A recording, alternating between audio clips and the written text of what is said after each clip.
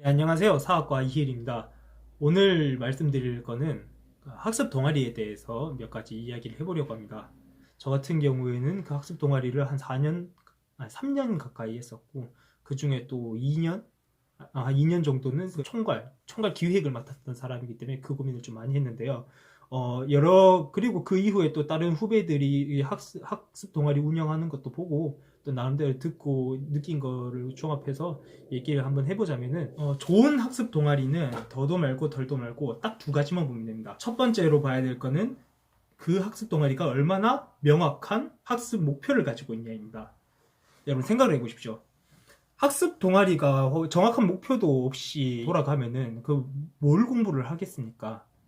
물론 이제 다들 공부할 때 막 막연하게 이런 게 이렇게 저렇게 정하고는 하는데, 뭘 정해도 사실 상관은 없는데, 중요한 거는 그 뭐랄까, 학회원들을 신입생들을 받기 시작하는 그런 시즌, 뭐 예를 들어 3월, 4월 이 전에는 미리 자신들이 뭘 공부를 할지 확실하게 파악을 하고 공부가 끝내놔야 나중에 신입생들을 받거나 신입 회원들을 받을 때도 이게 확실히 뭘 자기들이 공부를 하는지 어필을 하기가 편합니다. 쉽게 말해서 비전을 보여주기 편하다는 건데, 그게 은근히 안 되는 학회들이 많아요. 저 같은 경우에는 일제 강점기를 공부하고 싶다는 생각을 11월 달에 했었고, 그러니까 11월 달에 해서 그 공부를 또 여러 가지로 많이 해서 또 제 나름대로 생각을 정리해서 커리큘럼을 짠 게 2월이고, 그 3월 달이 돼서는 신입생들이나 신입 학회원들을 받으면서 그 커리큘럼을 제대로 공부를 하면서, 우리는 일제 강점기에 대해서 공부를 할 건데 가장 먼저 공부할 거는 총독부에 대해서 공부를 할 거고, 그 다음에는 이제 그 총독부의 성격 아래 이제 통치를 받았던 여러 조선 사회들의 모습들을 정치, 뭐 사회, 문화 뭐 이런 방면으로 알아볼 거다, 이런 식으로 접근을 했었습니다. 그렇기 때문에 신입생들한테 우리가 어떤 공부를 하는지 설명을 하기도 편했고, 그러니까 신입생들도 딱 얘 듣고 이게 재밌겠다 없겠다를 좀 다른 학회보다 좀 정확하게 파악을 할 수 있어가지고 거길 들어와서 자기들이 뭘 공부를 하는지 알 수 있었던 거죠. 적어도 불만 같은 게 별로 없었습니다. 우리가 뭘 공부하는지에 대한 이제 방황이라든지 혼란함 이런 게 없었죠. 가장 중요한 게 학습 목표를 먼저 정하는 겁니다. 학습 목표를 정할 때 또 중요한 거는 그 뭔가, 아무래도 역사학자지 않습니까? 저희가 지향을 하는 게. 그러면은 미리 결론을 내지 말고 공부를 하면서 그 마지막에 결론을 내겠다 라는 생각을, 그러니까 공부 끝내는 그 마지막에 한번 평가를 내려보겠다라는 마음가짐으로 공부를 시작을 해야 됩니다. 미리 결론을 내서 공부를 해버리면은 그게 역사를 공부하는 게 아니라 약간 정치지라는 거랑 똑같지 않겠습니까? 그러면 저번 영상에도 말씀드렸다시피 그런 식으로 역사를 접근을 하면은 반쪽짜리 역사밖에 볼 수가 없습니다. 아무리 많은 자료를 보고 아무리 많은 그런 참고 문헌과 논문을 본다 하더라도 결론이 정해져 있으면은 그 시점, 그 관점으로밖에 볼 수가 없습니다. 그 역사는 여러 가지 관점이 있는데 딱 그 관점 하나로 결론을 지어버리고 그 관점에 맞게끔 자료를 많이 찾고 그래봐야 역사적으로는 별로 좋은 접근 방식은 아니라는 겁니다. 그렇기 때문에 그 점을 유의를 하셨으면 좋겠고, 두 번째로 봐야 될 거는 바로 학습 동아리 구성원 간의 그 배려 정도입니다. 여러 가지 생각들을 많이 봤었어요. 전 처음에는 이제 그 뭐랄까, 눈치 보는 거죠. 그 뭐랄까, 학습 동아리에 대가리쯤 되는 뭐 학습 부장이라든지 회장이라는 사람들이 신입생들이나 신입 학회원들의 눈치를 보는 나머지 그들이 무조건 좋게끔만 해버리는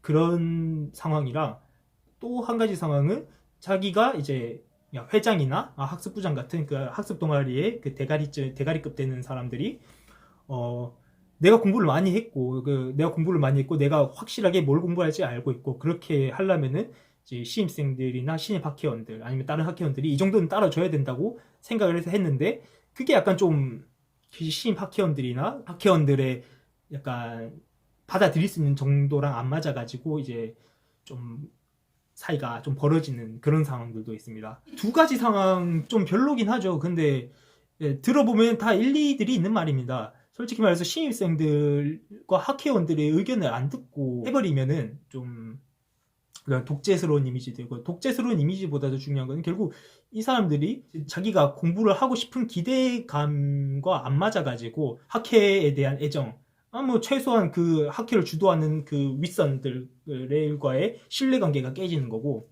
반대로 이제 신입생들한테 아니면은 그 학회원들한테 너무 다 맞춰져서 해버리면은 솔직히 말해가지고 공부하는 그 학습 동아리의 의미가 없죠. 공부 그냥 대충 해버리고 약간 놀러 가기 바쁜 학회라면은 그게 무슨, 물론 의의는 있을 겁니다. 친목 동아리로서 의의는 있겠지만 그건 학습 동아리라고 저는 생각을 하지 않습니다. 누군가 학습부장이나 학회장이 뭐 희생을 해가지고 뭐 그 공부 자기가 그 공부 다 해서 떠먹여 주는 것도 어떻게 의의가 있을 수는 있긴 하겠다마는 과연 그게 학습 동아리 들어온 사람들한테 도움이 될까? 그거에 대해서는 저는 좀 회의적입니다. 저는 그럼 어떻게 생각을 하느냐? 좀 미묘한데 결국에는 그 서로 간의 합의점을 찾을 수가 있어야 됩니다. 그럼 어디서 합의점을 찾느냐? 저는 결국 학습 동아리의 목적이 뭡니까? 결국 공부하기 위해서지 않습니까? 근데 그 공부를 하는 방식에 있어서는 사람마다 다 다르고 그걸 좀 파악을 해줘야 됩니다. 물론 그때의 주도권은 학습을 주도하는 사람이 가져가야겠죠. 그 주도권을.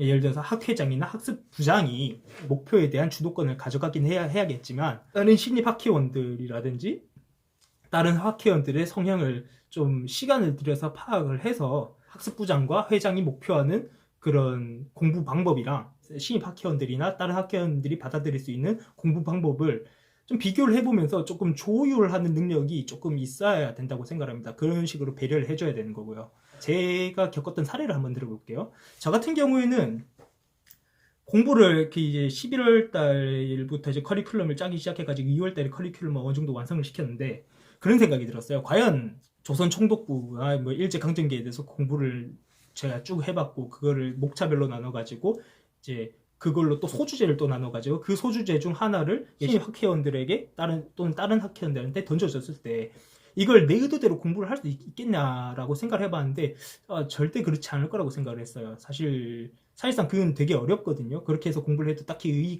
의미가 있는 결과가 나오지도 않고 그래서 저는 그냥 그 공부 일단 다 한 거를 다 어느 정도 머릿속에 담고 신입 학회원들이나 학회원들이 자기들 할 수 있을 만큼만 그냥 던져줬습니다. 뭘 던져주느냐, 제가 봤던 공부 자료들 중에 한 2개를 선정을 해가지고 그 파트를 맡은 담당 학회원들에게 이 책을 읽어보고 감상문을 써봐라 뭐 이런 식으로 해가지고 써온 감상문을 바탕으로 해서 한 주의 학습을 진행을 하는 거죠.